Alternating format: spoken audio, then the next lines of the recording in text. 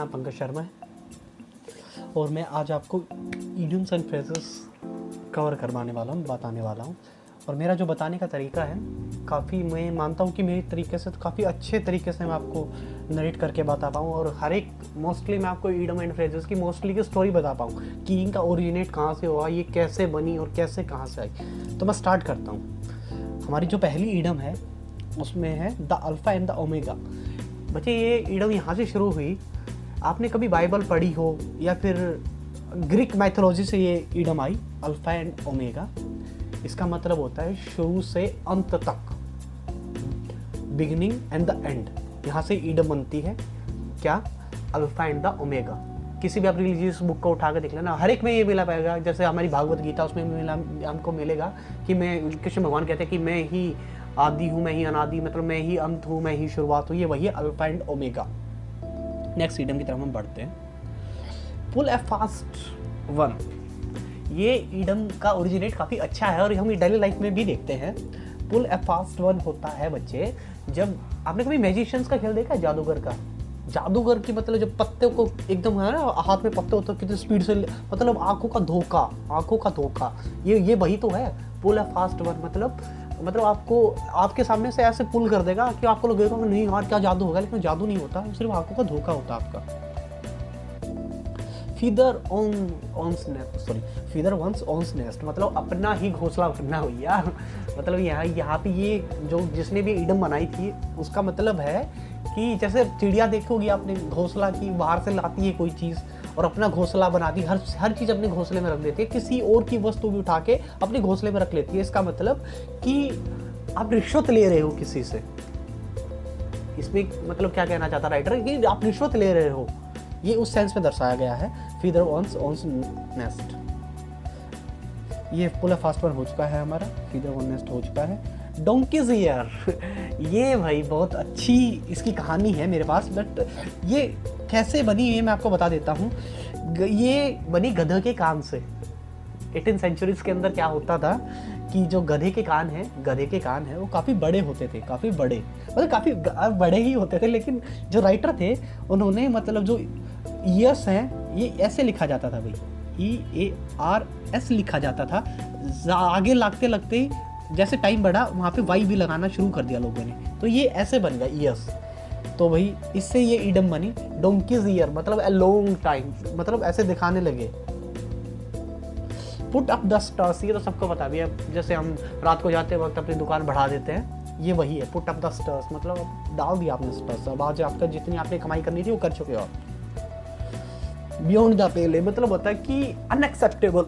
पेले क्या होती है, जैसे ये आपको दिखा रहा हूँ मैं, ये पेले है कि मतलब एक बाउंड्रीज उसके बाहर, मतलब उससे बाहर से, मतलब अनएक्सेप्टेबल, कि आप कोई ऐसी चीज़ करते हो जो अनएक्सेप्टेबल है, आप सहन नहीं कर सकते भाई, क्या कर रहे हो आप, अनएक्सेप्टेबल। जो आप मतलब कोई ऐसी चीज़ कर दो आप कि जो अनएक्सेप्टेबल हो, उसको बोलते हैं भाई beyond the Pele. In the blues, इसकी काफ़ी अच्छी स्टोरी है भाई। जब पुराने टाइम पे आपको पता है कि जैसे समुद्री जहाज होते थे, इतना तो वक्त होता नहीं था, जब वो जाते थे, सेलर्स जाते थे उनके अंदर, तो उनकी डेथ हो जाती थी। जब कप्तान मर जाता था तो वहाँ पे क्या करते थे, वो सारे झंडे उतार देते थे और ब्लू कलर का झंडा एक उस शिप पे डाल देते थे। इसका मतलब होता था कि हम सब दुखी हैं कि जो हमें छोड़ के गया उसके लिए। इन द ब्लूज, यहाँ से इसका ओरिजिनेट हुआ कि फीलिंग सैड बेटा। काच अटाटार, मतलब कटी प्रतिस्पर्धा होना भाई किसी चीज़ को लेके, मतलब वो एकदम कहते हैं ना कि फाइट भाई, आया मुख का धैड़ खत्म कर देना, ये होता है कैच अटाटार। मतलब इसका कोई ओरिजिन नहीं पता है, बट इसका मीनिंग यही होता है कि मतलब एक ऐसा मतलब कर देना कि हाँ, मतलब आया उसको धैड़ मतलब पीट देना टाइप से। इन्हें गोल्डन मीन, ये तो सबको पता है कि आप कहते हो कि हमको ना एक ऐसा रास्ता दे दीजिए जो गोल्डन मीन से हो के, मतलब एक अच्छा हो, ना तो आपकी जाए ना मेरी जाए, बीच का रास्ता निकल जाए, इसको बोलते हैं गोल्डन मीन। अल्मा मीटर बेटा एक ऐसा इंस्टीट्यूट जहाँ पे आप जहाँ पे आपको एजुकेशन मिलती है, उसको बोलते हैं अल्मा मीटर। ये आपको ऐसे याद रखना पड़ेगा। कैरी आउट, ये तो सबको पता है भाई कि put something into the action, कोई चीज़ एक्शन पे लेना, ये इसका कोई खास मतलब ओरिजिनेट तो है नहीं।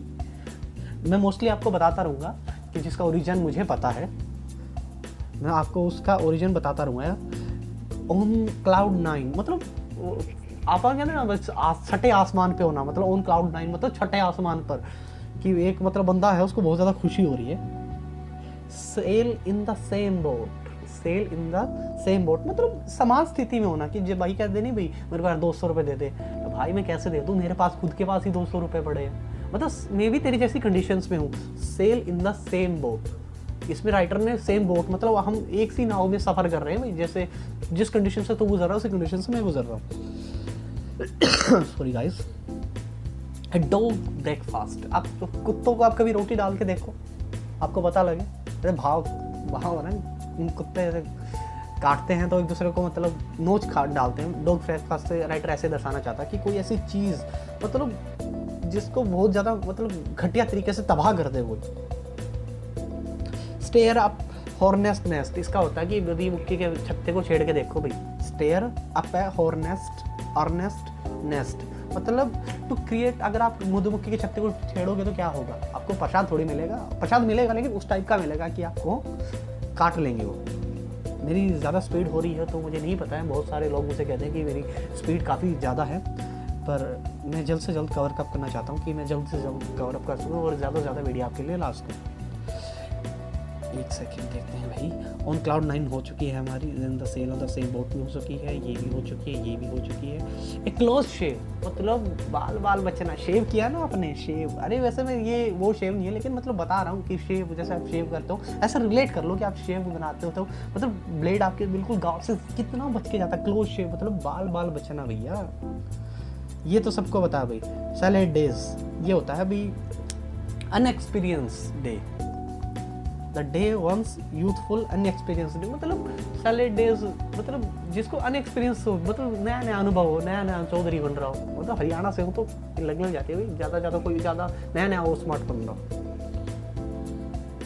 On the same page, on the same page होता है कि जैसे हम क्लास में बैठे हैं तो सर भी कहता है ना भाई सभी एक पेज पे आ जाओ, ऑन द सेम पेज, यानी कि सब एक जगह पर सिमिलर वे में आ जाना, मतलब सबकी थिंकिंग एक जगह पे आके मतलब सिमिलर हो जाना।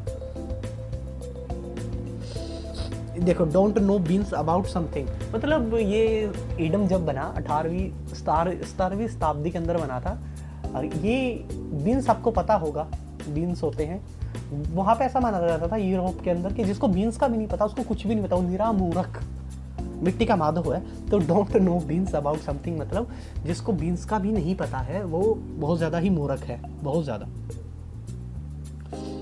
ये है भाई प्लेन सेलिंग। प्लेन सेलिंग होता है कि भाई जैसे उस टाइम पे जहाज होते हैं, हमारे जहाज होते हैं, जहाज पहले चलते नहीं थे भाई, अभी मतलब चलने लगे, मतलब चलते तो पहले भी थे, मतलब स्पोर्ट नहीं मिलता था, जो लहरों के स्पोर्ट से चलते थे। तो ये वहाँ से ईडम का मतलब जन्म हुआ है कि प्लेन सेलिंग मतलब कि स्पोर्ट नहीं होना लेकिन स्मूथली चलना लहरों के साथ। प्लेन सेलिंग यानी कि कोई चीज़ स्मूथ और ईजी तरीके से हो रही है। ए बोल्ट फ्रॉम द ब्लू, मतलब भाई आपको पता होगा कि कंप्लीटली सरप्राइज हो जाना। ए बोल्ट फ्रॉम द ब्लू मतलब अचानक ही, ऐसे इसको दो तरीके से नरेट किया जाता है कि आसमान से बिजली चमक जाना, मतलब अचानक ही कोई अनएक्सेप्टेबल कोई चीज़ हमें मिल जाए, हम तभी इस इडम का यूज होने लगा था। ए bolt from the blue. Gift of the gap, एक ऐसा इंसान, गिफ्ट ऑफ द गेब, गेब होता है मतलब बात करने का, किसी के पास हुनर हो, गिफ्ट ऑफ द गेब। हरियाणा बस कुछ भी आप अपनी ट्रिक से याद कर लीजिए, कोई दिक्कत नहीं है, लेकिन आप याद कर लीजिए। To ability to speak well, मतलब किसी को बोलने की काफ़ी ज़्यादा मतलब वो है, मतलब दिमाग है, मतलब उसको पता है कि कैसे बातों से लोगों को फुसलाया जाता है। The gift of the gab. Live wire मतलब ऊर्जावान व्यक्ति जो हमेशा नहीं करने भाई जोश में आ जा भाई अभी करेंगे ये वो। लाइव वायर मतलब एक तार नहीं होती है उस तरीके से। एप्पल ऑफ डिस्कार्ड, इसकी कहानी है आपने एक मूवी देखी होगी द प्रिंसेस, एक मेलिफिसेंट टाइप की एक मूवी थी, मेलिफिसेंट से रिलेट कर लीजिए, मेलिफिसेंट आपने देखी होगी। तो उसमें क्या होता है जब प्रिंसेस का जन्म होता है तो एक जो पुरानी जो एक वो बुरी परी होती है उसको बुलाया नहीं जाता, वो आती है वहाँ पे एक वो गोल्डन टाइप का वो सेब होता है, वो डाल देती है उस पार्टी के अंदर। अब वो सेब देखते हैं सब लोग, आपस में झगड़ा शुरू हो जाता है सबका, ये सेब मेरा है वो सेब मेरा है। यानी कि एप्पल ऑफ डिस्कॉर्ड यहाँ से ये मतलब ओरिजिनेट हुई है कि कुछ ऐसी चीज़ें मतलब जिस पे डिस्ट्रीब्यूट बने, मतलब विवाद हो जाए, ट्रबल हो जाए। ब्रेक द आइस, मतलब यहाँ पे जब ये ईडम का जन्म हुआ था, मुझे इसका एग्जैक्टली ईडम का जन्म नहीं पता, लेकिन रिलेट कर सकते हो आप। ब्रेक द आइस मतलब चुप्पी तोड़ना किसी चीज़ को लेके, मतलब आइस की तरह आप कठोर हो। जब आप पे कुछ मतलब कुछ सडनली कुछ चीज़ पे मतलब आपसे गिर जाते हो और आप टूटते हो, तो उस टाइम पे करो, क्योंकि जब तक आप चुप हो जब तक चुप हो, लेकिन जब आप बोलने लग गए ना बैंड बजा डालना, तो इस टाइप से है भाई कि मतलब ब्रेक द आइस मतलब एक बार मतलब चुप्पी तोड़ना अपनी। टू गो स्कॉट फ्री मतलब होता है भैया बिना पनिशमेंट के भाग जाना, स्कॉट फ्री ऐसे होता है, गो स्कॉट फ्री मतलब भाग गया भाई वो, बिना मतलब पनिशमेंट मिले भाग गया।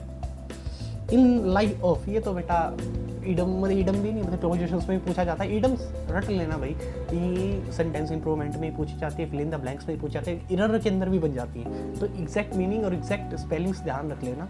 इन लाइफ ऑफ मतलब होता है के बजाय। स्टोल द शो, सबको बता भी स्टोल द शो मतलब उसने सबका दिल जीत लिया भाई, ऐसा स्टोल मतलब शो मतलब इस तरीके से उसने परफॉर्मेंस किया।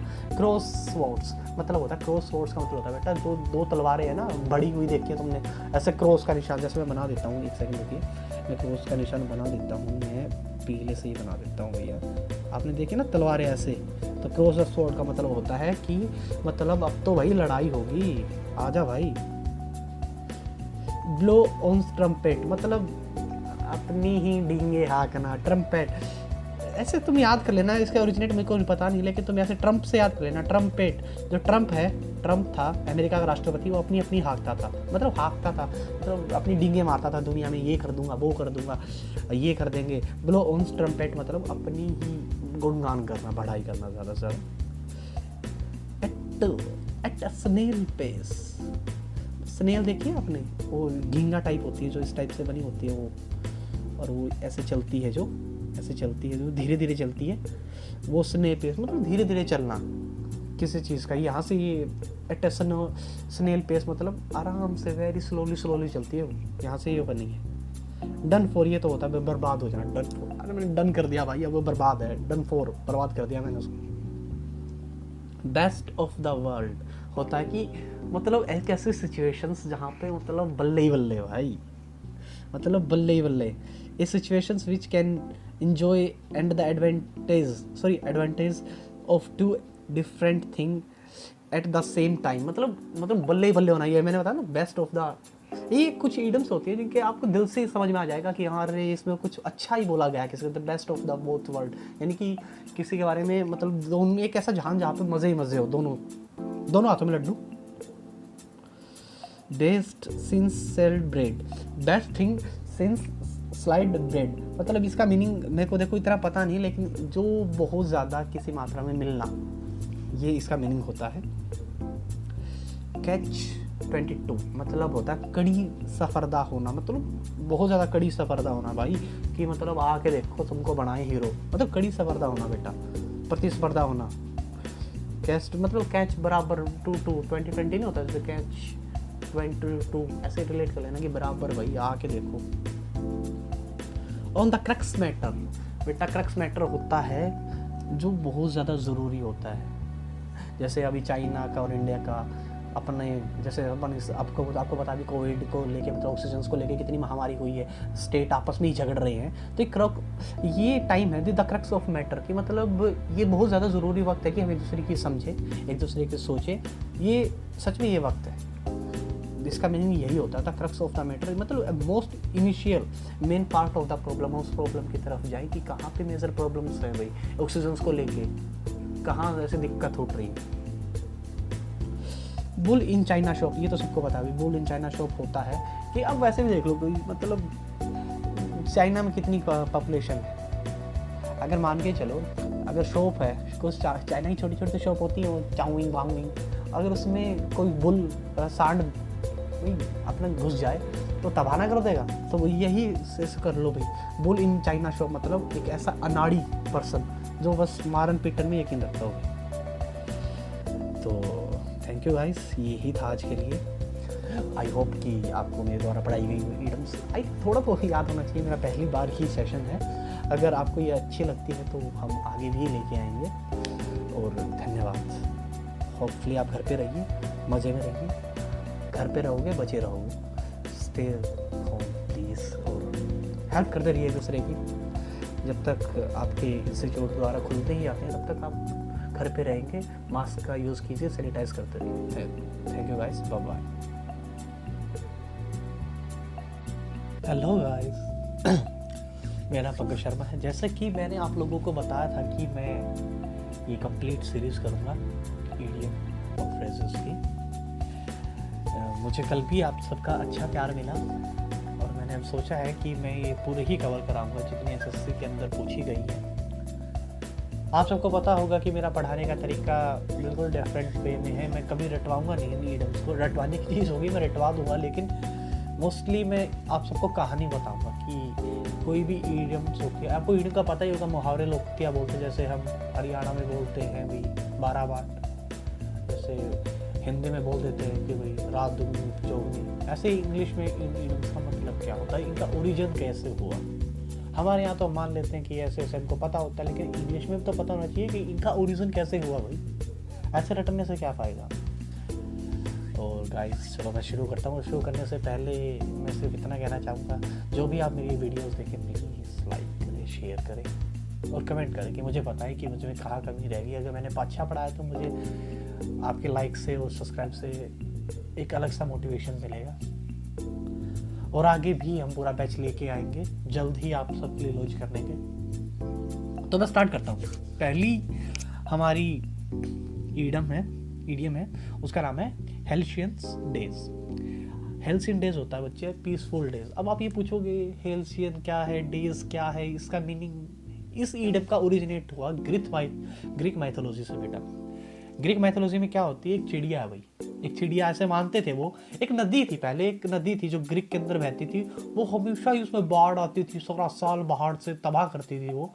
लेकिन एक चिड़िया थी भाई, चिड़िया कहाँ 22 दिसंबर को 15 दिन के लिए वहां पे घोंसला बनाती थी।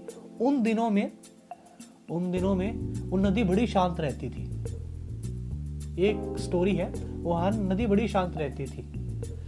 जब उस चिड़िया का नाम था हेल्सियन, तो वहां के लोगों ने ये कहना शुरू कर दिया कि भाई जब हेल्सियंस डेज, मतलब जब वो हेल्सियन चिड़िया यहाँ पे आएगी, घोंसला बनाएगी, तब जाके नदी क्या होगी, शांत होगी भाई। अगली पढ़ते हैं भैया, एक सेकंड रुक जाइए एक बार। अगली ईडियम है LHC। इसका भी काफी अच्छा ओरिजिन मैं मानता हूँ भाई। मैंने जहां तक मैंने गूगल किया है और मुझे जितना पता लगा है, LHC का मतलब होता है भाई समुद्र के बीच में। आपने बुरमुंडा ट्रायंगल के बारे में सुना होगा, जहाँ पे जाने के बाद मतलब बहुत सारी, आज तक नहीं पता है कि कैसे कहाँ जो भी बुरमुंडा ट्रायंगल के अंदर जाता है, आज तक वैज्ञानिक भी नहीं बता पाए हैं कि क्या होता है वहाँ पे। कंपास का आपका काम करना छोड़ देता है, फोन सिग्नल सब जाम, मतलब वहाँ पे जो भी गया आज तक लौट के नहीं आया वापस। ये उस पे ही बनाई गई है अभी LHC। कई बार क्या होता था, वो एक ऐसे समुद्र में नाविक कई बार ऐसी जगह पे पहुंच जाते थे, LHC मतलब ऐसी जगह पर पहुंच जाते हैं जहाँ पे उनका कंपास काम करना छोड़ देता था और वहाँ पे उनको समुद्र ही समुद्र दिखता था। वहाँ से ईडियम का ओरिजिन हुआ कि भाई LHC यानी कि सब एक जैसा दिखना, विचित्र, मतलब आप क्या हो रहे हो, कंफ्यूज्ड हो रहे हो। यहाँ से वो ईडियम का जन्म होता है। एक सेकेंड। अगली ईडियम है फेस द म्यूजिक, जिसकी भी काफी अच्छी स्टोरी है। फेस द म्यूजिक हुई भाई, आपने कभी सुना है, आपने कभी पुरानी मूवीज देखी हो भाई। एक पायरेट्स ऑफ द कैरिबियन है, उसका एक पहला सीन है कैप्टन जैक स्पैरो, काफी अच्छी मूवी आप देखना। फेस द म्यूजिक में क्या होता है कि जो भी जहाज में गद्दारी करता था उसकी बाहें फाड़ दी जाती थी, उसकी कोट की बाहें फाड़ दी जाती थी। और जब वो वहां से जाता था, लेकर जाया जाता था, उसको म्यूजिक सुनाते थे, म्यूजिक सुनने को मिलता था। लोग उसके साथ बैंड बाजे, मतलब एक तो मान के चलो आपकी बेइज्जती हुई है, ऊपर से आपके सामने म्यूजिक बजा रखा है। तो जब भी कोई गलती करता था तो उनसे बोलते थे भी आपको फेस द म्यूजिक करना पड़ेगा, मतलब आपको अपमान सहना पड़ेगा। अब तो ये ईडियम वहां से आई। फाइट शाई ऑफ भाई, देखो इसका कोई ओरिजिन मेरे को पता नहीं है, लेकिन हाँ अगर आप याद भी करना चाहते हो तो आप ऐसे इसको रिलेट कर सकते हो। फाइट शाई ऑफ मतलब फाइट है, कोई फाइट के बारे में बोल रहा है और आपको टालना उसको, बस फाइट शाई ऑफ टाल दो भाई, बस ऐसे आप याद कर सकते हो। इसका कोई ओरिजिन मेरे को पता नहीं है, मेरी प्रोनाउंसिएशन पे मत जाइएगा भाई, बस आप ऐसे याद कर लीजिएगा जैसे मैं बता रहा हूँ, आपको ओरिजिन्स बता रहा हूँ कि कैसे कोई ईडम बनती है। ये तो पता होगा भाई, लल बिफोर द स्ट्रॉम, मतलब तूफान के आने के पहले की शांति। इसका ईडम का ओरिजिन तो क्या, या तो आम बात है कि भी जैसे शांत हो जाता है बिल्कुल जब तूफान आने वाला होता है, जब फिर आता है तो आपको पता ही क्या होता है, बीट ड्यू होता है टू से गुड बाय, किसी को गुड बाय बोलना। इस ईडम का ओरिजिन बेसिकली कहीं से हुआ नहीं है, ये ईडम फ्रेंच लैंग्वेज में बीट ड्यू का मतलब होता है गुड बाय बोलना। ये फ्रेंच लैंग्वेज में जब किसी को मतलब बाय बोलते हैं तो उसमें होता है इड्यू बोलते हैं, जैसे हम बाय बोलते हैं ना बाय, वहाँ पे बोलते हैं इड्यू बोलते हैं वहाँ पे। यहाँ से ये क्या आई है, अपनी आई है। रेड लेटर डे, आपने कभी कैलेंडर देखा? कैलेंडर संडे का जो दिन होता है वो लाल से क्यों बनाते हैं? 6 दिन ब्लैक होते हैं, एक दिन लाल होता है, क्योंकि वो इंपॉर्टेंट डेज होता है। वहाँ पे 6 दिन आप काम करते हैं, 7वां दिन आप आराम करते हैं, वो आपके लिए इंपॉर्टेंट डे है भाई। ये मतलब रोमन से आई है ईडम, रेड लेटर डे मतलब इंपॉर्टेंट डे होना है।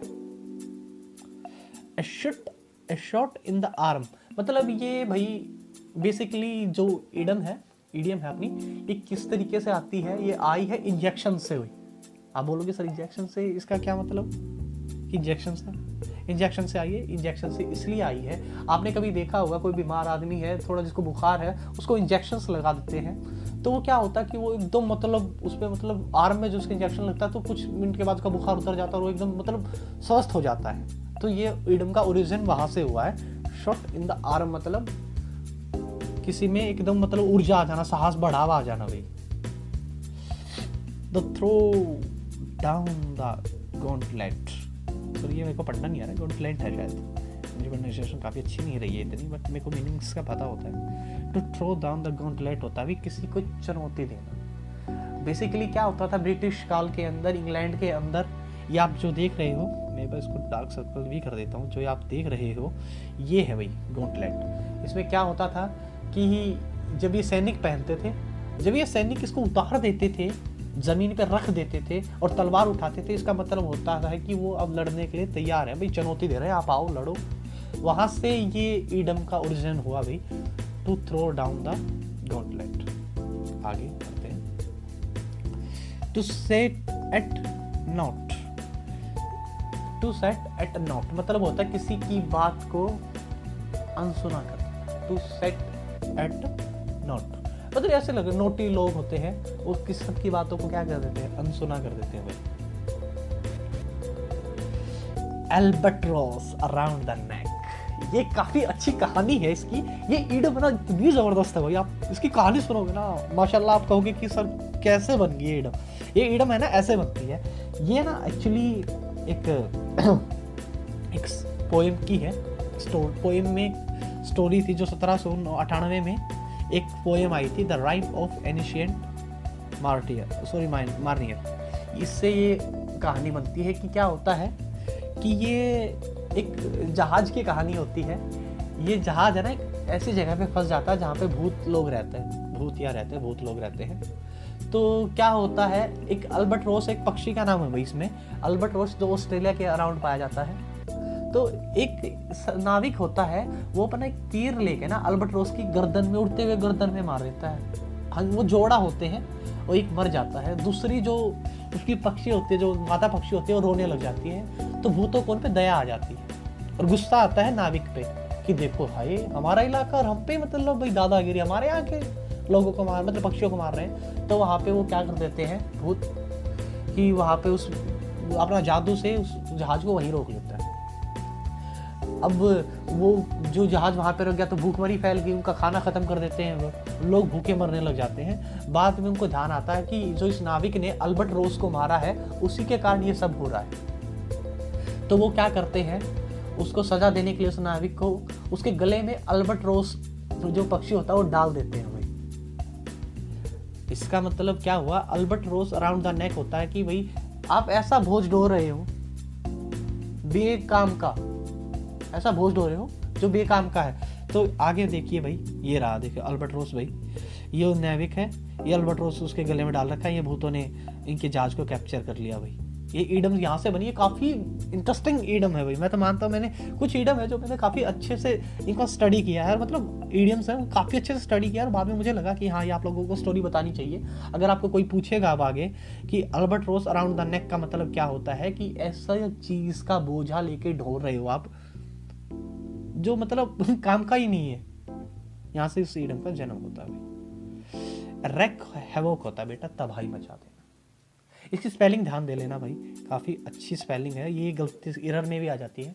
रेक हैवोक होता है भी, मतलब तबाही कर देना, बर्बाद कर देना। टेक हार्ट मतलब टेक हार्ट, जहाँ में हार्ट का मामला आ जाए, दिल का मामला है दिल पर, मतलब किसी को दिल से प्रोत्साहित करना। टेक हार्ट मतलब किसी का हार्ट आप करोगे, तो अब मैं तेरे साथ खड़ा हूँ, मैं तेरे साथ खड़ी हूँ। एक्चुअली कोई खड़ा नहीं होता साथ में, ये कहने की बातें होती हैं, ज़्यादा फील मत लेना। मतलब याद करने के सेंस में भी टेक हार्ट होता है किसी को प्रोत्साहित करना। बाई डिंट ऑफ, ये होता है बेटा के द्वारा। मतलब डिंट का मतलब है ना, डिंट का मतलब होता है फोर्स, बल। अरे यहाँ पे है ना, सिनोनियम में भी इसका यूज मिलेगा तुमको, फोर्स में अगर कभी मिल जाए तो डिंट लगा देना बेशक भाई। तो बाई डिंट ऑफ होता है यार, मतलब के द्वारा, के सहारे से, बाई फोर्स, किसी के फोर्स से, by dint of. Be at loose end मतलब आप कुछ ऐसा काम कर रहे हो, be at a loose end, बिना कुछ काम के, मतलब कोई आप ऐसा काम कर रहे हो जिसमें आपकी मर्जी भी है नहीं भी है, मतलब फिर भी आप काम कर रहे हो।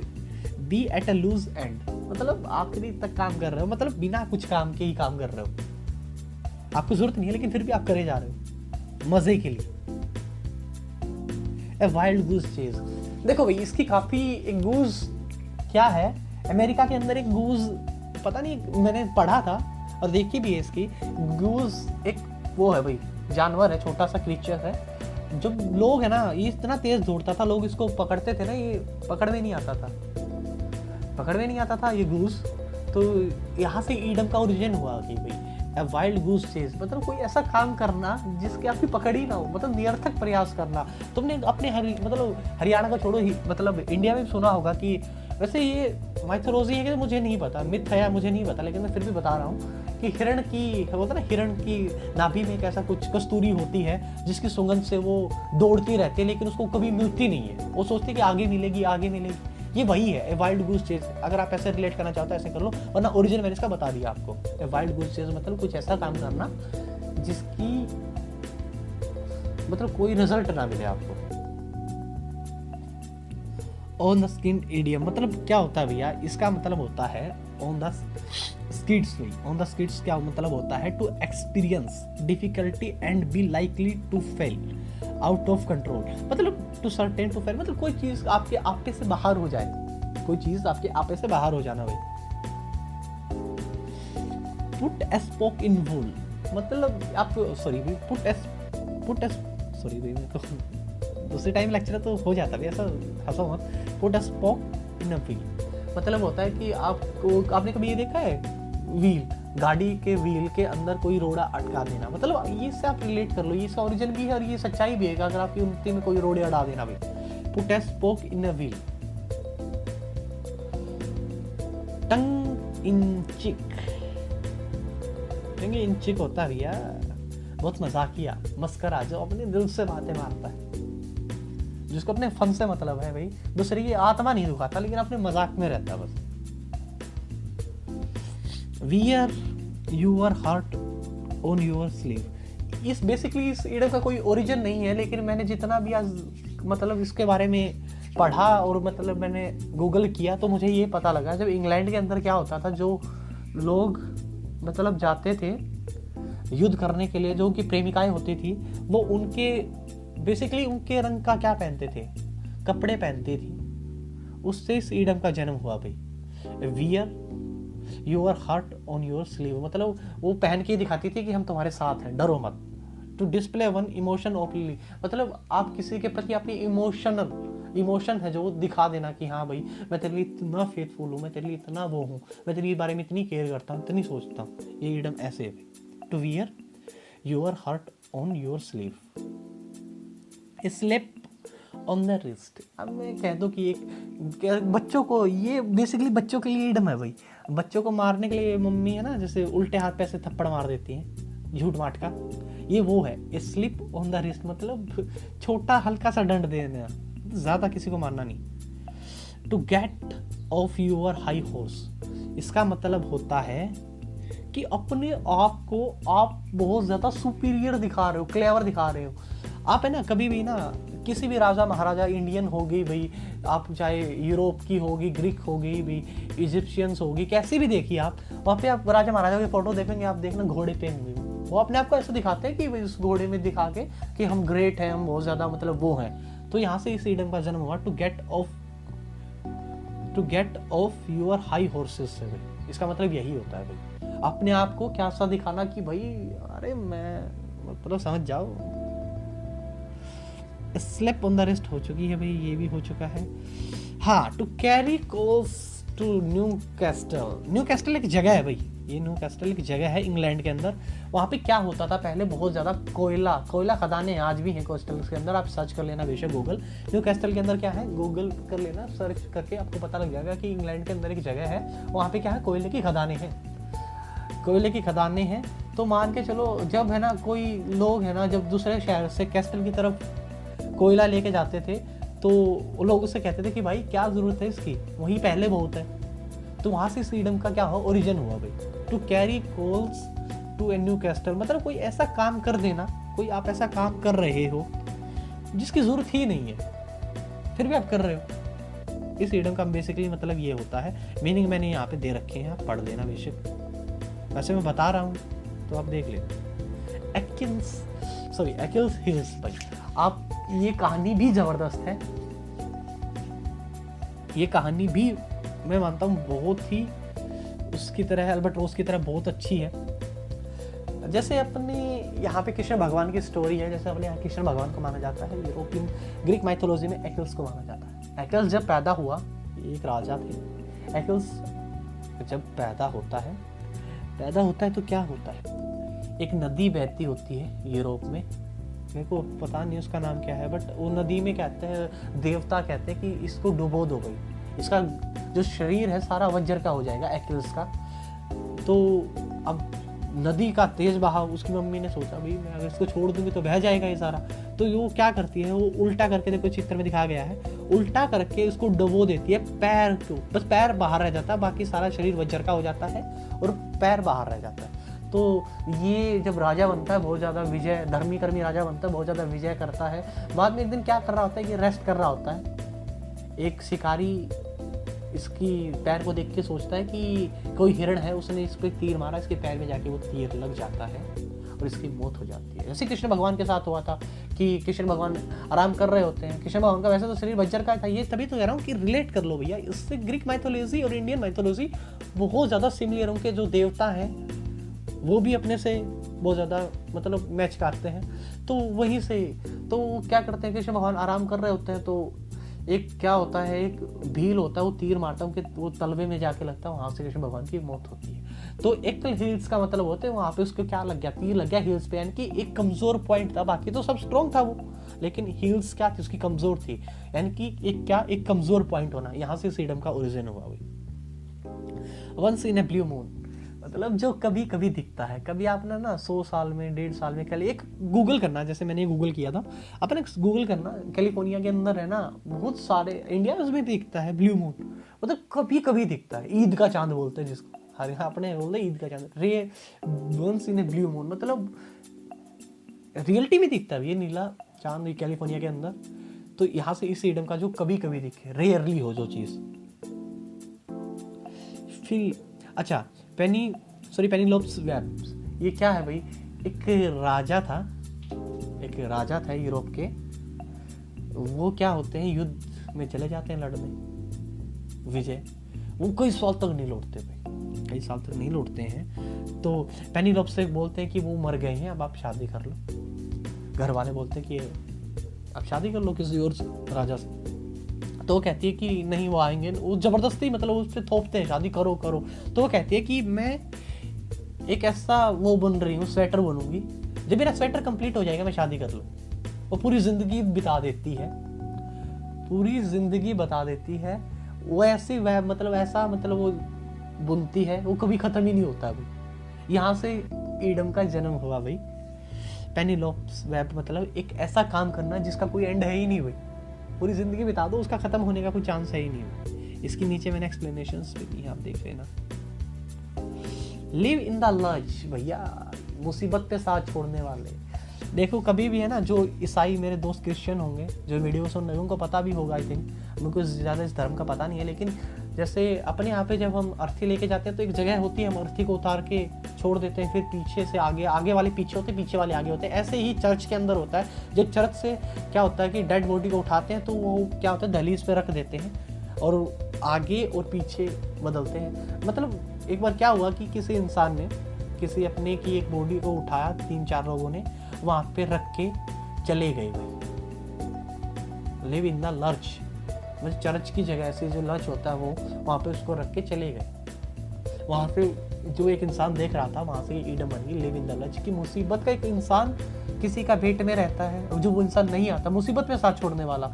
जब इंसान को जरूरत थी कि वो उसके अपने उसको कब्र तक ले जाएंगे, मतलब उसका जो भी है करेंगे, लेकिन नहीं करते। तो यहाँ से ईडम का जन्म हुआ, लिव इन द लर्च मतलब मुसीबत में साथ छोड़ने वाला। बी इन टाइट कॉर्नर भैया, अपना कहता है ना कि भाई मतलब अपना टाइट कॉर्नर रखो भाई, मतलब एक डिफिकल्ट सिचुएशंस भाई, मतलब आप एक वेरी डिफिकल्ट सिचुएशन में हो भाई, मतलब इससे इसका मतलब रिलेट कर लो भैया। क्राई फॉर द मून, ये ना एक पोएम आई थी विलियम वंडरलैंड की, शायद वंडरलैंड की एक पोएम आई थी, क्राई फॉर द मून। ये रही cry for the moon.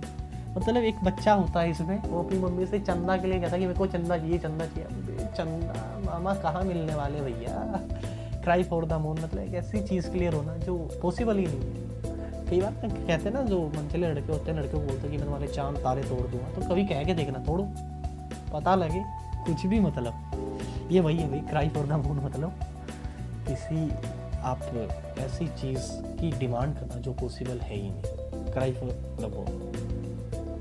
And the bull story, अरे बहुत बड़ा कहानीवाद इंसान, जो कहानी यूं कहानी बना देता हो, बातों बातों में खड़ा खड़ा कहानी बना दे, कुक और बुल की, मतलब डींगे हाकना, मतलब कुछ भी एक ऐसी स्टोरी बना देना जिसपे कोई बिलीव ही ना करे।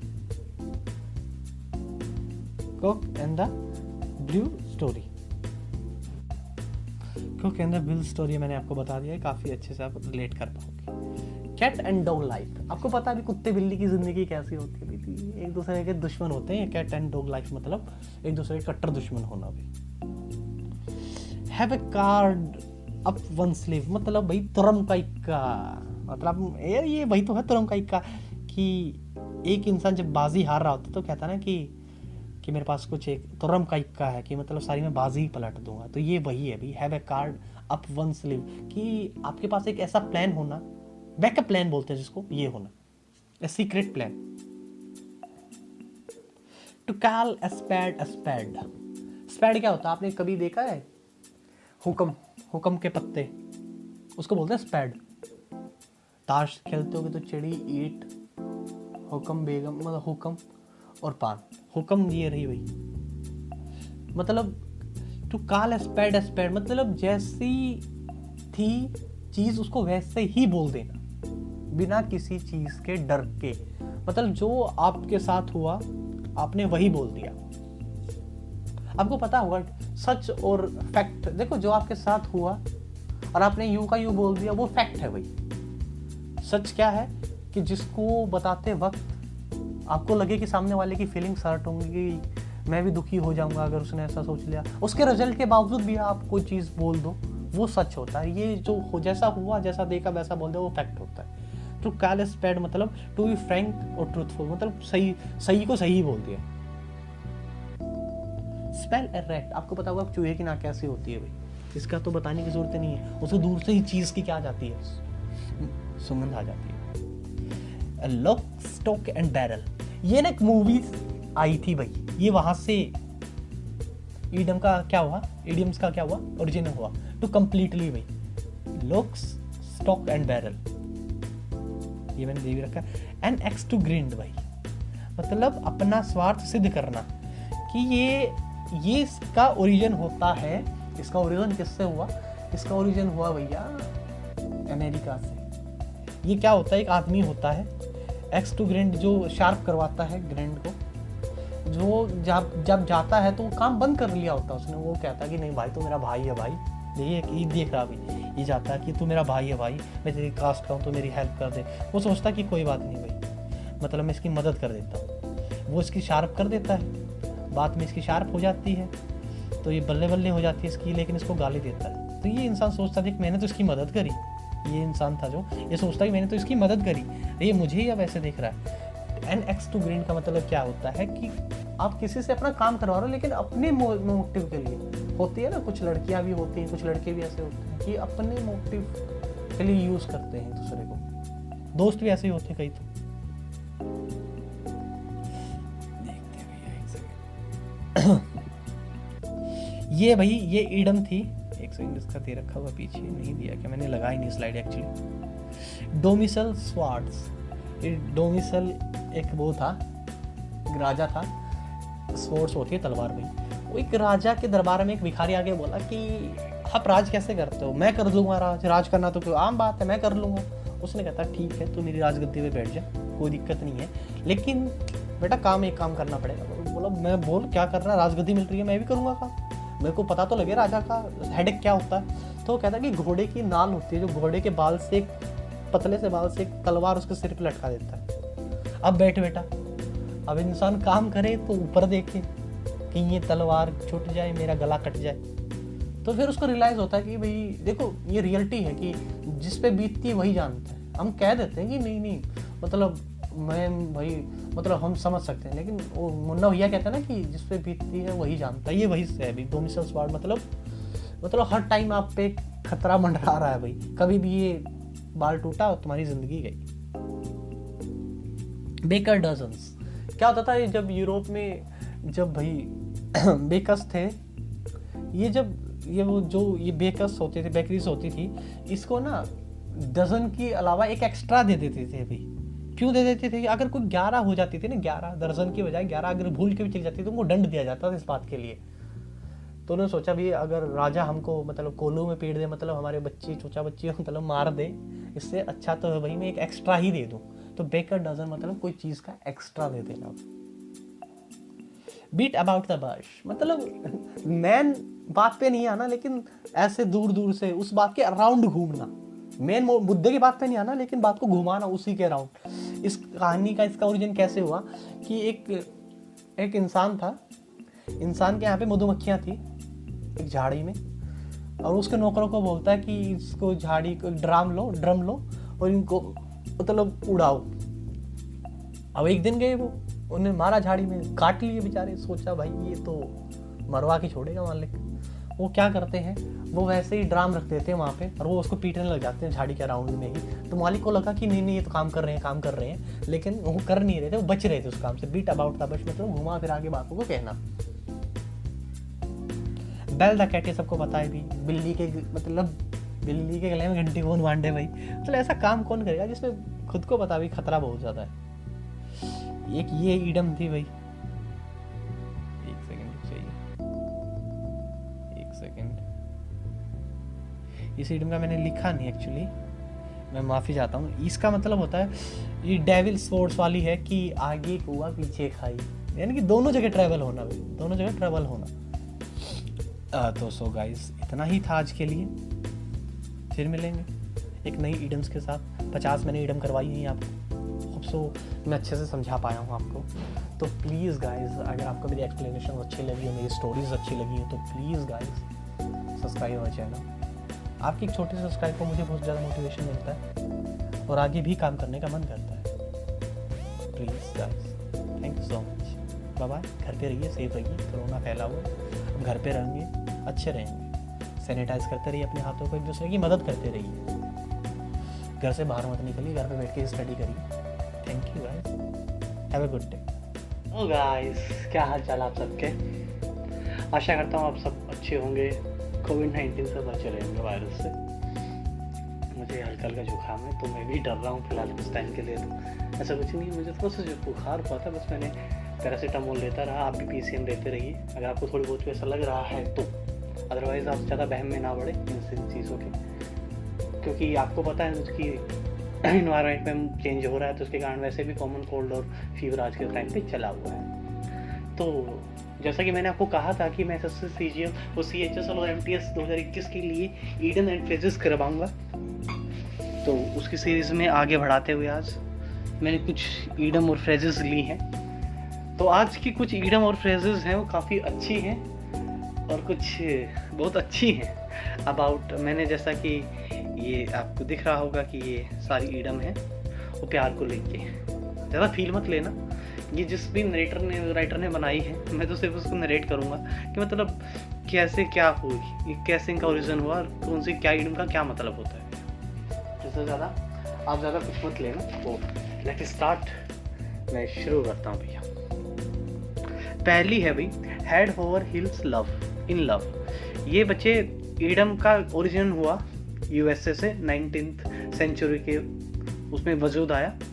हेड ओवर इन लव मतलब आप प्यार में पागल हो गए भैया, टोटली सिर से पांव तक आप पागल हो चुके हो प्यार में। इस ईडम का बेसिकली मतलब ये है। अगले ईडम पे चलते भैया, टफ लव।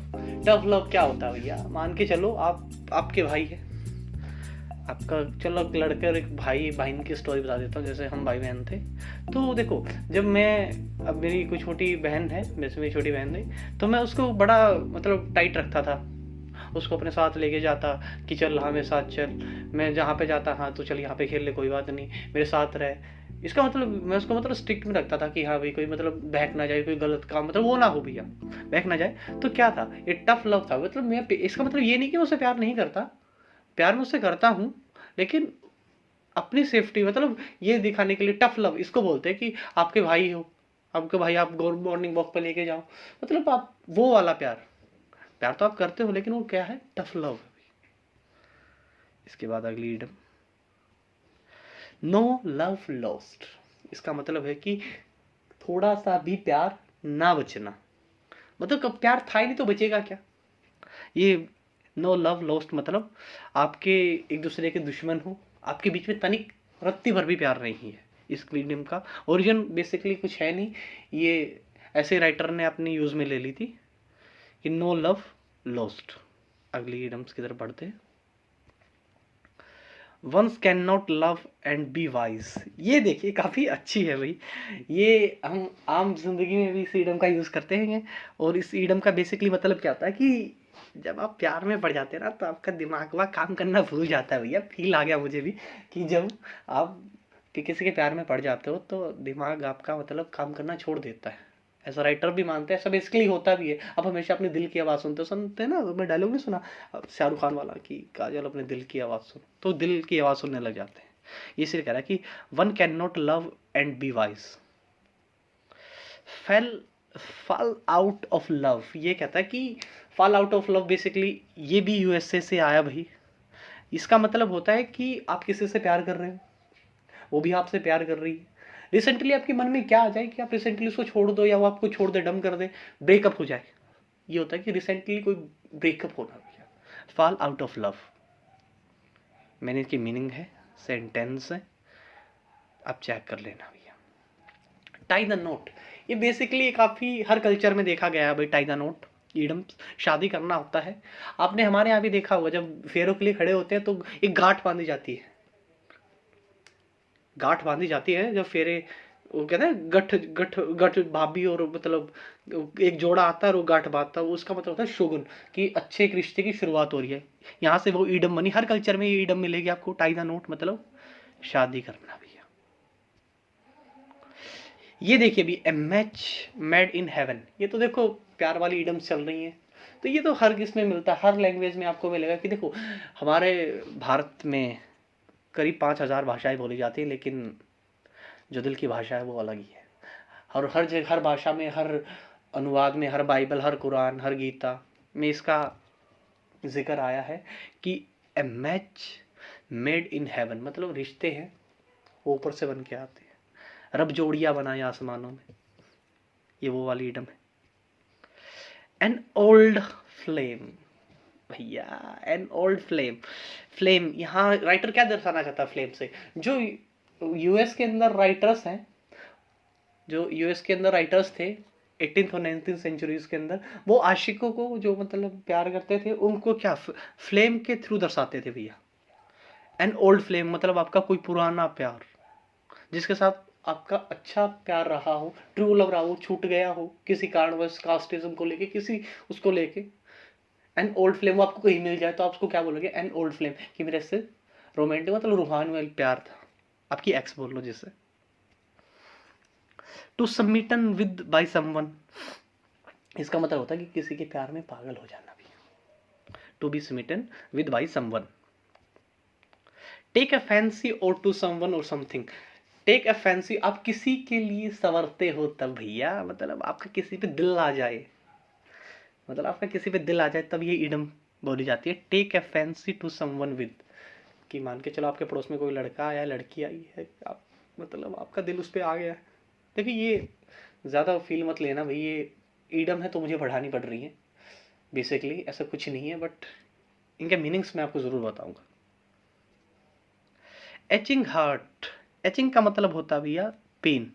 यूएस के अंदर बोला जाता है एचिंग मतलब पेन। एचिंग हार्ट मतलब आपका दिल दुख रहा है, मतलब आपको किसी ने धोखा दे दिया है, फिर मतलब देखो दिल का काम सिर्फ पंप करना होता है, इसे मानने की बातें हैं कि ये दिल दुख रहा है, दिल रो रहा है, ये आपकी हार्मोन्स का बेसिकली काम होता है। लेकिन फिर भी वो कह देते हैं, मैं भी कह देता हूँ, सब कहते हैं एचिंग हर्ट्स मतलब the feeling, the feeling of the pain because of, एक सेकेंड भैया, the feeling, the feeling of pain because of love that is lost और हैज फेडेड अवे। मैंने बताया था ना कि अब किसी कारण आप मतलब आपका प्यार छूट गया आपसे, या फिर कुछ ऐसा ब्रेकअप हो गया, उसके कारण जो दिल में दर्द उठता है उसको ही बोलते हैं etching hearts. Hang up on, तुमने वो किक मूवी देखी है? किक, किक मूवी में सलमान खान जैकलिन फर्नांडिस को बोलता है कि ये मेरे प्यार का हैंगओवर है।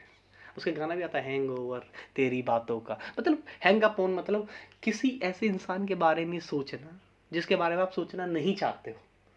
आपके डायलॉग सुना है ना, लड़के लड़के लड़के बोलते लड़कियों को, तुम ना चाहते हुए मेरे बारे में सोचोगी, ये वही ईडम है भाई। वो यही बोलते हैं इंग्लिश में अगर बोले तो, हैंग अप ऑन मतलब ना चाहते हुए भी किसी के बारे में फुलिश मूर्खों की तरह सोचते रहना। अब कुछ ईडम है खाने को लेके है, वो देखते हैं भैया। एक सेकंड रुकिए भैया। An apple of someone eye, किसी की आंखों का तारा। अब देखो मोदी जी थे पहले, ये पीयूष गोयल जी हैं, इनको गिफ्ट दे रहे हैं एप्पल ऑफ समवन आइज। आज नहीं है ये आंखों के तारे, लेकिन जब बीजेपी आई थी 2014 के अंदर तब ये सबकी आंखों के तारे थे भी। एप्पल्स ऑफ समवन आइज मतलब किसी की आंखों का तारा होना। हमारे I am sorry, bad apples, कहते हैं ना कि एक सेब सबको खराब करता है भैया, ये वही है बैड एप्पल, मतलब एक इंसान जो सबको पूरी की पूरी गुच्छे को खराब कर देता है। एक गंदी मछली पूरे तालाब को खराब करती है। बैड एप्पल मतलब कि कहते हैं ना कि खरबूजे को देखकर खरबूजा रंग बदलता है, मतलब अगर आप एक बुरे इंसान की संगत में हो तो डेफिनेटली आप पे ना चाहते हुए भी कुछ ना कुछ इसका फर्क जाएगा भी। ये सिर्फ मानने की बातें नहीं होती, देखी भी गई हैं आम जिंदगी में।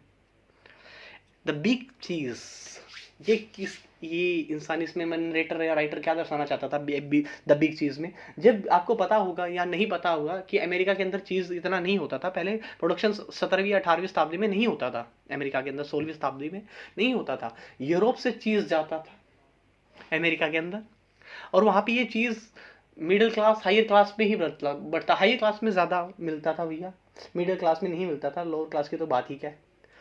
तो जिसके घर पे भी चीज मिलता था ना, द बिग चीज मतलब वो कहते थे ये बहुत पहुंचा हुआ व्यक्ति है, इसके घर में चीज है तो ये बहुत ज्यादा पहुंचा हुआ व्यक्ति है। बेसिकली इस इडियम का ओरिजिन यहाँ से होता भी है। एन ईजी एज अ पाई मतलब बहुत आसान, एज ईजी एज अ पाई, ये पाई है आप देख रहे होगे, ये पाई है भैया, एक सेकंड रुकिए, ये क्या है?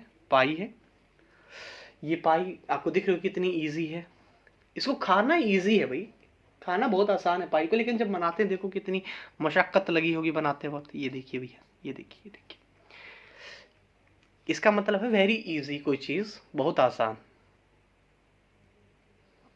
Burn with a silver spoon in mouth, मतलब भैया कोई लोग है ना कहते हैं भाई तू तो कर्म में कर क्या रहा है, इतनी बढ़िया फैमिली में पैदा हो रहा है। आप मिडिल क्लास फैमिली वाले हैं, जैसे मैं भी मिडिल क्लास फैमिली से हूँ, तो मैं भी हायर क्लास फैमिली वालों को देखता हूँ। अब मन में कई बार सवाल आता है भाई किस्मतें ले रहे हैं भाई, किस्मतें ले रहे हैं कि भाई मतलब एक हायर, अब मैं मान के चलो भिखारी मरा और जन्मा में अब मुकेश अंबानी के यहाँ पे, तो मेरे लिए तो वही बात होगी ना, born with a silver spoon in the mouth, मतलब राजशाही घर में पैदा होना। इन अ नट शेल, संक्षिप्त में बेटा, अब ये बोलो कि नट शेल में क्या हो गया, मतलब कैसे ईडम बन गया। बेटा आपने कभी नट शेल देखा होगा, एक छोटी सी मतलब क्या अखरोट देखा होगा, ये अखरोट रहा, अखरोट में छोटे से अखरोट में बहुत सारी, तुमको पता है गुद्दा मिलता है, मतलब छोटी सी जगह में एक बड़ी सी चीज आ जाना, मतलब संक्षिप्त में छोटी सी कोई बात है, छोटी छोटी बातों को मतलब बड़ी सी बात को संक्षिप्त में कह देना, इन नट शेल, इन अ नट शेल। गोइंग्स बनानास, देखो भाई इसका कोई मेरे को बेसिक ओरिजिन मैंने देखा मिला नहीं, लेकिन गोइंग बनानास का मतलब होता है आपा को देना अपना। ये हो चुका है भैया, ये भी हो चुका है। Not one's cup of tea, मतलब ये बेसिकली हम सबके साथ बनता है कि घर में इज्जत विज्जत नहीं होती अपनी, बहन की बड़ी होती है, अपनी इज्जत नहीं होती है, कि हमको कहते हैं ना कि घर पे अपनी मर्जी की चाय भी नहीं पी सकते, वही है अभी, मतलब आपके घर पे कोई इज्जत नहीं है भैया, आपके घर पे कोई इज्जत नहीं है, आपको अपनी मर्जी की तो चाय भी नहीं मिल सकती भाई, मतलब आपकी छोटी छोटी, जब आपकी मतलब कोई चॉइस नहीं पूछी जाए। अब कहते हैं ना, आपने मतलब सुना होगा लड़कियों को या मम्मी इसको कि पूछते हैं अजी क्या बनाऊं खाने में, घर वाले मतलब हस्बैंड टीवी देख रहा है, तो क्रिकेट चल रहा है तो टीवी में कहते हैं कि वो देखते देखते कहते हैं अरे पालक बना लो, नहीं पालक तो परसों बनाई थी, अच्छा अच्छा घिया बना लो, अरे वो पिंटू को नहीं पसंद, तो आखिर में बंदा वही कहता है अपनी मैडम से, भगवान जो तुमको पसंद है वही बना लो, मतलब वो मतलब है ना, औरत एहसास करवाना चाहते है उस आदमी को कि देखो बेटा तुम्हारे घर में इतनी भी इज्जत नहीं है कि तुम्हारी मर्जी की सब्जी बन जाए, तो ये वही अभी not one's cup of tea, मतलब आपकी कोई चॉइस ना पूछी जाए। चलिए अगले में पढ़ते हैं।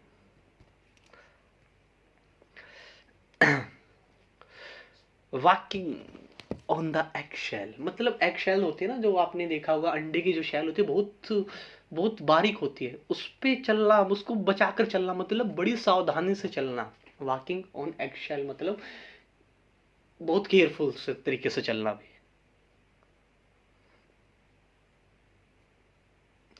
Cream of the crop, cream of the crop का मतलब होता है सबसे अच्छा। आपने देखा जहाँ पे क्रीम वर्ड आ जाता है, हमने को हम कहते हैं ना कि हमको तो क्रीम क्रीम चाहिए, the cream, cream of the crop मतलब बहुत अच्छा, सबसे अच्छा। ये इंसान देखिए भाई, ये लाल वाला जो है सबसे ज़्यादा अच्छा यही है भैया, सबसे ज़्यादा बल्ले बल्ले इसी की हो रही है। बैड एग भैया, जहाँ पे बेड आ जाए ना, बेड कोई बुरा मैली मैले वर्ड हो गया, बैड हो गया भैया, ये बहुत खतरनाक वर्ड है भैया, बुरे के लिए लेके आते हैं मैले वर्ड, मेलिफिशेंट, मेलिगनेंट, मेलिगनेंट कैंसर होता है, मेलिफिशेंट हो गया भाई, मेलफैक्टर हो गया भैया, मेले वर्ड रूट वर्ड जहाँ पे आ जाएगा वो नेगेटिव वे को सेंस करेगा। ए बैड एग मतलब ए डिसऑनेस्ट पर्सन, बहुत खराब इंसान। कुल एज ए ककम्बर मतलब भाई खीरे की तरह। आपने देखा खीरा, अपन अपने हम जब बीमार होते हैं तो हमको कहते हैं ना सैलेड, सैलेड खाइए, सैलेड खाइए, सैलेड में खीरा खाइए, खीरा क्योंकि खीरा बहुत ठंडा होता है भैया। कूल एज ककम्बर मतलब धैर्यवान इंसान। देखिए इसकी पत्नी है ये शादी मत कराना भैया, लड़की का बड़ा झंझट होता है। ये इस पे चिल्ला रही है, ये बेचारा बड़ा शांत टाइप से इंसान इसको सुन रहा है। कुल एज ए ककम्बर मतलब कुकम्बर क्या होता है, खीरा, खीरे की तरह शांत रहना, शादी के बाद रहना सबको भैया। ओके भैया एक सेकंड। हाँ तो अगली ईडम है भैया, cleanse the Augean stables, cleanse the Augean stables. Basically इसकी ईडम की ओरिजिन कैसे होता है, आपको एक अच्छी सी मैं कहानी सुनाता हूँ इसकी। ठीक है सुन लीजिए कहानी, मैं कहानी बड़ा मैं सुनाता हूँ आप लोगों को, सुन लीजिए। जब आपको पता होगा हरक्यूलियन, हरक्यूलियस, हरक्यूलियस के पिता ज्यूस थे, जो ज्यूस जो देवता थे, और हरक्यूलियंस एक इंसान आधा देवता था। उसकी माता बेसिकली जो हरक्यूलियस की माता थी वो क्या थी, ह्यूमन थी। ऐसा ग्रीक माइथोलॉजी में होता था कि देवता मानवों के साथ शादी नहीं, संबंध बना लेते थे भैया, संबंध बना लेते थे, उनसे जो बच्चे पैदा होते थे। अब ना तो वो पूरी तरीके से देव, ना आदमी, तो देव मानुष कहलाते थे, ठीक है। तो क्या होता है, हरक्यूलियस के पास पावर होती है क्योंकि वो एक देव मानुष था। अब उसको घमंड आ जाता है भैया, घमंड आ जाता है, तो भैया वो घमंड आ जाता है तो वो बहुत सारा अत्याचार करता है, लोगों को मतलब मारता पीटता है। एक दिन उसको पश्चाताप होता है, इस बात का पश्चाताप होता है। क्या होता है, जब वो राजा सब राज्य को जीत के जिसके अंडर में वो काम करता था उसके पास आता है, तो उस राजा को भय हो जाता है, जब ये सबको मार सकता है हरक्यूलियस तो तुमको भी निपटा देगा बेटा। तो एक दिन वो क्या करता है, हरक्यूलियस की जो वाइन होती है, शराब होती है, उसकी नशे की गोली डाल देता है, हरक्यूलियस के नशे की गोली डाल के वो बेहोश हो जाता है, और वो राजा है उसकी फैमिली को मार देता है। जब हरक्यूलियस खड़ा होता है तो हरक्यूलियस को पता लगता है कि उसको ऐसा एहसास होता है कि मैंने ही नशे की हालत में मेरी फैमिली को मार दिया। वो अब उसके लिए पश्चाताप करता है। पश्चाताप करने के लिए उसको ना भाई, मेरे ख्याल से, मेरे को इतना याद नहीं है, लेकिन ये 11 या 7 मेरे ख्याल से टास्क दी गई थी भी, हरक्यूलियस को 7 टास्क दी थी कि आपको 7 ऐसे ऐसे काम करने हैं। 11 दी थी, मेरे को इतना एग्जैक्टली याद नहीं, 7 या 11 एक दी थी। तो टास्क दी थी भाई, जिसको बोलते हैं हरक्यूलियन टास्क। एक ईडम भी आती है भाई, हरक्यूलियस टास्क मतलब बहुत ज्यादा कठिन काम दिए गए थे। उसमें से एक काम था भाई, क्या ये काम था भाई, ओजियंस नाम की जगह थी, ओजियंस नाम की एक जगह थी, वहां पे एक स्टेबल यानी कि मतलब वहां पे एक वो था जहाँ पे घोड़े अस्तबल था और गाय साला थी। तो क्या होता था, वहां पे बहुत सारी गायें थी, उनकी सफाई करने के लिए बोला गया भाई हरक्यूलियस को। तो हरक्यूलियस ने क्या किया भाई, देवता तो था ही वो, आधा आधा मानव था आधा देवता था, उसने पूरी नदी का मुंह उसकी तरफ कर दिया, नदी का मुंह उसकी तरफ कर दिया। तो भैया सारा साफ हो गया।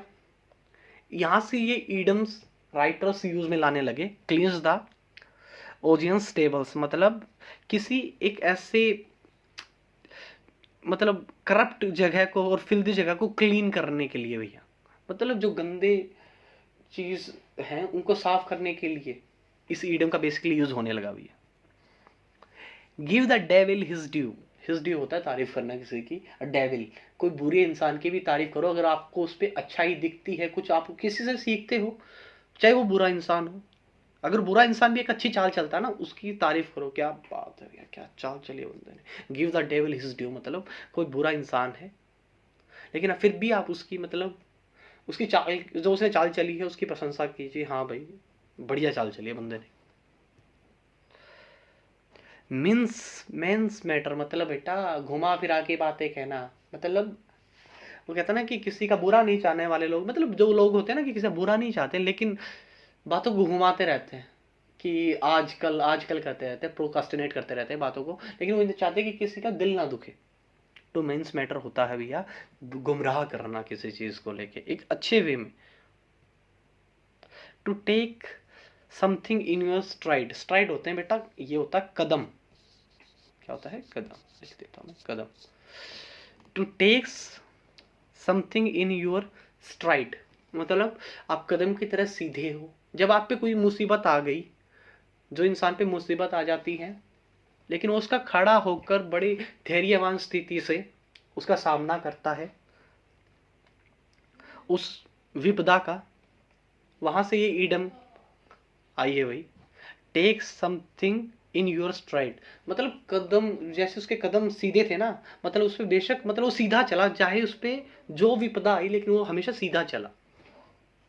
ऐसे ऐसे याद कर लो, the last nail in the coffin, ये तो आम बात है भैया, आपको भी पता होगा, ये तो ईडम आपको भी पता होगी भैया। कि कहते हैं आप कहने देते हैं भाई, अरे ताऊ क्यों मजे लेना रहते रे, आज दे पा तो कबर में लटके हैं, मतलब ये वही है भाई। चैनी हम गोसे जाना मतलब है, हरियाणा से तो मैं बोल देता हूँ हरियाणा, ऐसी कोई दिक्कत नहीं है। चैनियों में गोसे जाना मतलब लास्ट स्टेज पे होना, last nail in the coffin मतलब आखिरी कबर में पाँव लटकना भैया, समझ लो। Jump on the wagon, bandwagon क्या होती थी भी, आपको देखता होगा जब सर्कस आता था, बचपन की बातें याद करो, जब सर्कस आता था तो कैसे आता था, अनाउंसमेंट होती थी प्रॉपर उसकी, लोग जोकस बाजा लेके आते थे और मतलब वैंड वोगन्स में आते थे, अब जब शादियों में गए होगे, शादियों में आपने देखा होगा कि जो बाजे वाले होते हैं ना, बाजे वाले साथ में रखते हैं, वो रेडी सी खींचते रहते हैं, उसको वेंड वोगन बोलते हैं भैया, ये होते हैं वेंड बैंगन, मतलब किसी को खुशी, मतलब the join others in doing supporting something fashionable और लाइकली टू बी सक्सेसफुल। ये देखो भैया, इसका मीनिंग है ये, मैंने बता दिया ना कि मतलब लोगों को ये दिखाना कि हम कितने सक्सेसफुल, मतलब खुशी टाइप से। क्लॉक एंड डैगर, क्लॉक ये है भैया जो इन्होंने पहन रखा है, कोट टाइप क्लॉक, ये बेसिकली यूएस यूके में पहनते थे अपनी आइडेंटिटी छुपाने के लिए। इसी से फिर इसका राइटर्स ओरिजिन भी हो गया, राइटर इसको अपनी जो यूजर्स में लाने लगे। क्लॉक एंड डैगर्स मैंने बता दिया अभी, आइडेंटिटी छुपाने के लिए। सिपाही जो जासूस वगैरह थे, इसने लिख रखा कैरेक्टरिस्टिक ऑफ एसिपिनोस, जो जासूस होते थे भी। स्कैपली कॉन्टेस्ट ऑफ ड्रामा, ये ड्रामा में भी यूज किया जाता था, बस यही इसका यूज ही पूछेगा आपसे। The elephant in the room, मतलब क्या है भैया, आपके कमरे में हाथी खड़ा, इतनी बड़ी प्रॉब्लम है लेकिन आप उसको नागवार करके कोई और बात है, जैसे आज के टाइम पे हो रहा है कोविड में, ऑक्सीजन की कितनी डिमांड है, लेकिन सेंट्रल गवर्नमेंट ध्यान नहीं दे रही है। हालांकि अब ध्यान देने लगे, लेकिन पहले बहुत देना चाहिए था। अभी 1 साल हो गया, हमको इतनी मेडिकल फैसिलिटी रखनी चाहिए थी लेकिन नहीं की गई भैया।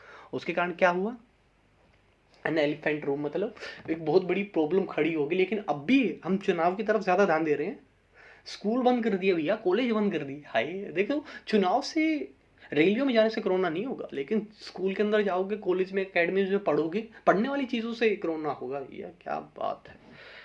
अब देखो, भक्ति अच्छी बात है, अंधी भक्ति एक अलग बात है मेरे हिसाब से। तो देखो, the elephant in the room, मतलब एक रियल में कोई चीज का होना लेकिन उसको नजरअंदाज कर देना, बड़ी प्रॉब्लम को।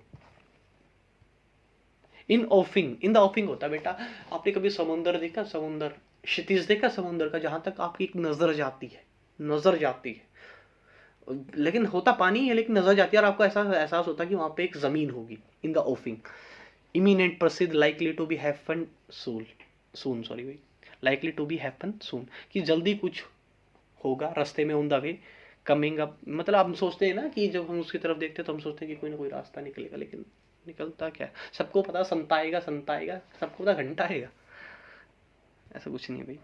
लर्न बाई रोट, मतलब होता है भैया रट्टे मार के पढ़ना। अब ईडम्स आज से पहले आपने रट्टा मार के पढ़ी होंगी, अब मैंने जैसे आपको स्टोरी वाइज इनके ओरिजिन बताए हैं, लर्न बाई रोट, आपको याद अच्छे से रहेगा। लर्न याद करना, रोट, रोट माने रट्टा, माने छोड़, याद करने से मतलब रोट, रट्टा मार के पढ़ना भैया। अरे भैया रुक जाइए। लर्न द रोप्स, बेसिकली क्या होता था, ये ईडम का जन्म कैसे हुआ। लर्न द रोप होता है किसी के बारे में अच्छे से जान लेना, जॉब्स के बारे में प्रॉपर्ली अपनी जॉब्स करना। ये लर्न द रोप्स कैसे ईडम्स बनी भाई, लर्न द रोप्स ईडम ऐसे बनी जब पुराने टाइम पे शिप्स होती थी, उनकी जो रशिया होती थी, पहले ये तो होता नहीं था अभी, चलती नहीं थी फ्यूल्स वगैरह पे, हवा, हवा के बहाव में चलती थी। तो जो रस्सियों से जो पर्दे बांधे जाते थे, जो लगाए जाते थे, उनको कस के बांधा जाता था। तो नाविक जो कप्तान होता था वो कहता था उनसे जो काम करते थे, लर्न द रोप, मतलब आप इन रस्सियों को बांधना सीख लीजिए, कैसे इनको टाइम टू टाइम बांधना है, कैसे क्या कुछ करना है। तो इससे ये ईडम का ओरिजिन हुआ, और यहाँ से बेसिकली फिर यूज में आने लगा, to learn how to to good job, कि कैसे एक अच्छा काम करना है, कैसे हमारी जॉब को हमें और अच्छे से करना है। Eager beaver, eager beaver, beaver होता है भी बेवर, बेवर होता है उदबिलाव। आपने कभी नेशनल ज्योग्राफी में देखना, बेवर है ना, बेसिकली डैम बना देते हैं कभी ना, मतलब डैम इतने बड़े डैम नहीं बनाते हैं जितना आप सोच रहे हैं, छोटे छोटे डैम। कभी आप नदी के किनारे देखते हैं ना, एक लकड़ी होती है, लकड़ी में भी घर बना देते हैं। एग, एगर होता उत्सुक, बीवर, बीवर होता उदबिलाव, मतलब एक इंथुआजिक पर्सन। बीवर कैसे होते हैं, बहुत ज्यादा जोशीले इंसान होते हैं, इससे ये ईडम बना भी उदबिलाव से, इसकी ये करेक्टरिस्टिक्स है। Old head on a young shoulder, मतलब भैया आपके नवीन, मतलब एक्सपीरियंस बंदा होना भैया। जैसे अब कुछ कुछ लोग होते हैं बड़ी बड़ी उम्र के हो जाते हैं, 25-30 से अकल नहीं आती, और कुछ लोग 12 साल की में ही इतना कुछ देख लेते हैं कि जिंदगी में बहुत कुछ समझ में आ जाता है उन्हें।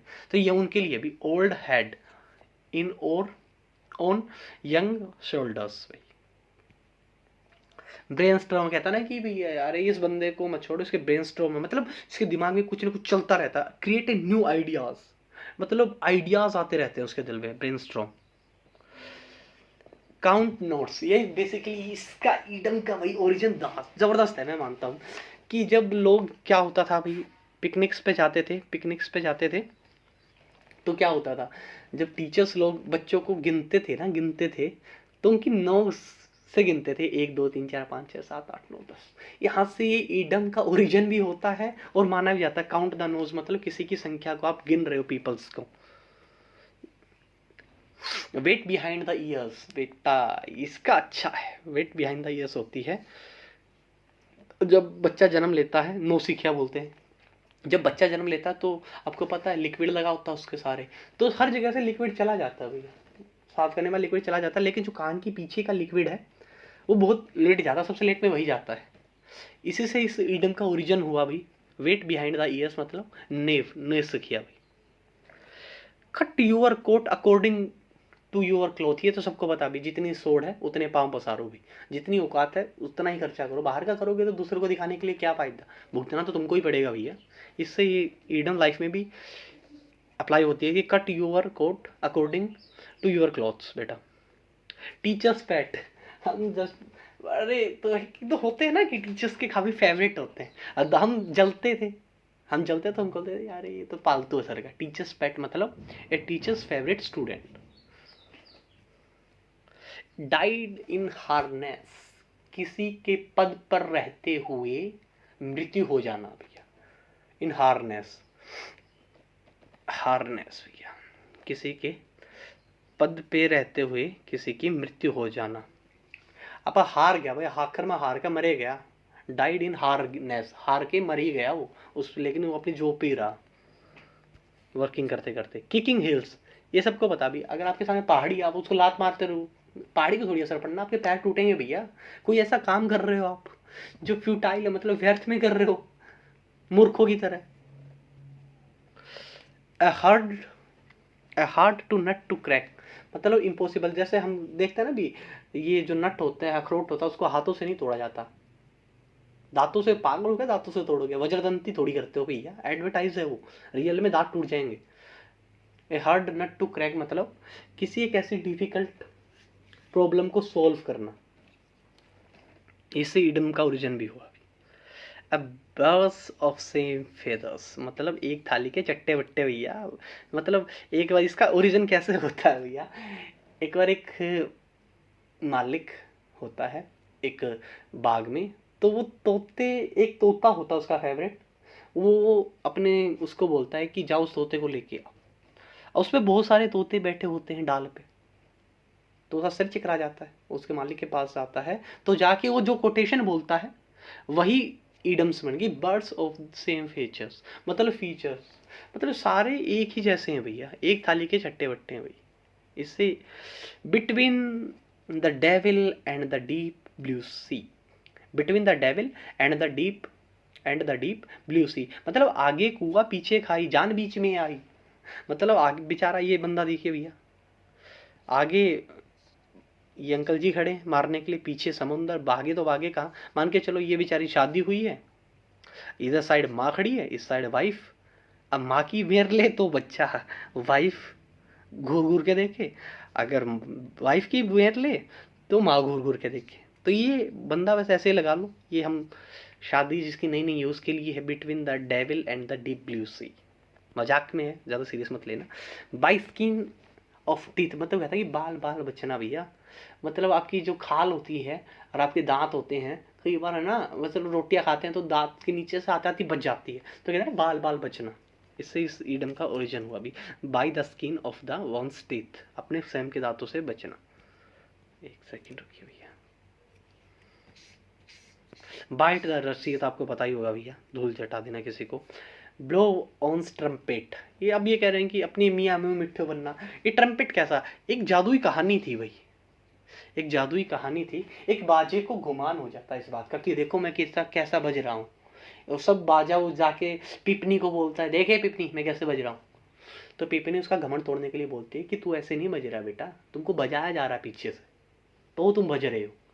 तो यहाँ से ईडम हुई ब्लो ऑन्स ट्रम्पेट। अपनी मियाँ मुंह मिट्ठो बन रहा था, ट्रम्पेट था बाजा, बाजा बजाना अपने मुंह से ही, मतलब ये बताना कि हाँ भाई मैं तो नू हूँ, मैं नू हूँ, लेकिन मतलब शो ऑफ करना। बोर्न ऑफ कंटेंशंस, मतलब फसाद की जड़। एक पार्टी में, मैंने उस दिन बताया, एक पार्टी में 3 परियां जाती हैं, चौथी जो मेलिफिसेंट होती है उसको बुलाया नहीं जाता है। अब बेचारी को गुस्सा उठ जाता है। अब इन परियों के बीच में क्या रख देती है, ये गोल्डन एप्पल रख देती है। इसको देख के इन तीनों परियों का दिल आ जाता है इस पे, ये कहती है कि मैं रखूंगी, मैं रखूंगी, मैं रखूंगी इस एप्पल को। तो इससे क्या हो जाता है, बोर्न ऑफ कंटेंशंस, मतलब लड़ाई की जड़ मिल जाती है कि हाँ अब तो लड़ाई होगी, किसको लेके, इस सेब को लेके।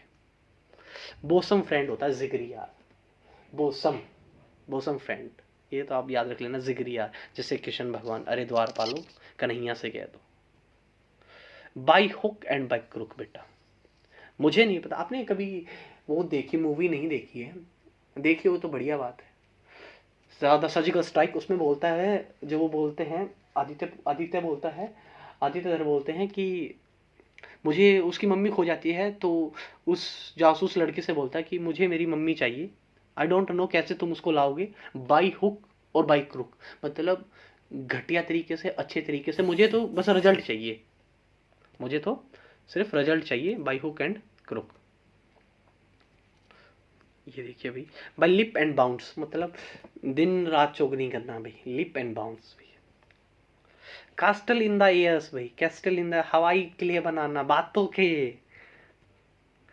Every dog has his day, हर कुत्ते का दिन आता भैया। हम बोलते हैं ना कि भाई हर कुत्ते का दिन आता, मैं तो इंसान ही हूँ, मतलब हर एक इंसान का एक ऐसा दिन आता है जिस दिन उसको बोलने का मिलेगा, इसलिए आप कभी घमंड मत कीजिए। क्रोकोडाइल टीयर्स भाई, मतलब घड़ियाली आंसू बहाना, ये बेसिकली ईडम इस कहानी से बनती है। वो बंदर और क्रोकोडाइल वाली होती है, उसको अंगूर खिलाता है, एक दिन उसकी पत्नी उसको बुला लेती है, अंगूर लेके जाता है, उसकी पत्नी कहती है कि अगर इससे एक अंगूर इतने मीठे तो उसका दिल की तरह मीठा होगा। वो उसके आगे रोता है कि मेरी पत्नी ने तुझे खाने पे बुलाया है, तो चल। वो बाद में बताते हैं कि रोता रोता हो कि मेरी पत्नी तेरा दिल खाना चाहती है, वो कहता है कि दिल तो मैं वहाँ पे रखाया। तो वो वापस जाते हैं, तो जाके मतलब वो कहता है, वो रोता है, तो वहां से ईडम का ओरिजिन हुआ भी, क्रोकोडाइल टीयर, मतलब घड़ियाली आंसू हैं इसके। तो बेसिकली ये ईडम्स इतनी थी, 60 ईडम्स थी। आई होप आपको अच्छी लगी होंगी इनकी। और गाइस प्लीज़ मेरे चैनल को सब्सक्राइब कीजिए, मैंने बहुत ज़्यादा मेहनत करके आपके लिए ये वीडियोस बनाता हूँ। सो प्लीज़ गाइस, आपका एक बटन हमें बहुत ज़्यादा मोटिवेशंस देता है और आगे काम करने के लिए भी करता है। प्लीज़ घर पे रहिए, सेफ रहिए। धन्यवाद, थैंक यू सो मच। और प्लीज़ गाइस, ये जो मैंने लव्स की और स्पोर्ट्स की ईडम पढ़ाई है, इसको ज़्यादा आप दिल पे मत लेना, कहीं कहीं सोचें कि सर कैसे, नहीं, मतलब मजाक के में मैंने पढ़ा है। और प्लीज़ जैसा भी मैंने पढ़ा है मुझे बताइए कि मैंने कैसा पढ़ा है। आपके इस बताने से मुझे काफ़ी मोटिवेशन मिलता है। तो फाइनली गाइस, घर पे रहिए, खुश रहिए, खुशियाँ बांटते चलिए। ज़िंदगी बहुत थोड़ी होती है, और किसी के साथ आपके कोई भी कॉन्फ्लिक्ट है, मतलब कोई भी आपके डिस्ट्रीब्यूट है, उसको छोड़ के चलिए। कहते हैं ना कि ज़िंदगी बहुत थोड़ी है भाई, झगड़ों के लिए बहुत कम है, कि छोड़ देते हैं ना, आगे बढ़ते हैं। यहाँ पल भी जिंदगियाँ बदल जाती है, सुना ना डालू, तो छोड़ दीजिए भाई। अगर आपको कोई अपना छोड़ के जाता, बड़ा तकलीफ होता है उसमें। जब इंसान ही नहीं रहेगा ना, तो सच में उसकी गलतियों का करेंगे क्या। तो आपके दिल में कुछ भी अगर हो, तो बातों से अपने मुद्दे हल कर लीजिए, अपने मन से ही कुछ मत बनाइए, उससे सामने वाले बंदे से बात कीजिए, क्या पता बंदा कुछ कहना चाहता। ये लड़का लड़की केस में नहीं, हर जगह पे अप्लीकेबल है भाई। आपके घर में भी, आपकी मम्मी पापा से भी, हर जगह से बात कीजिए। खुश रहिए। धन्यवाद, thank you so much. Goodbye guys.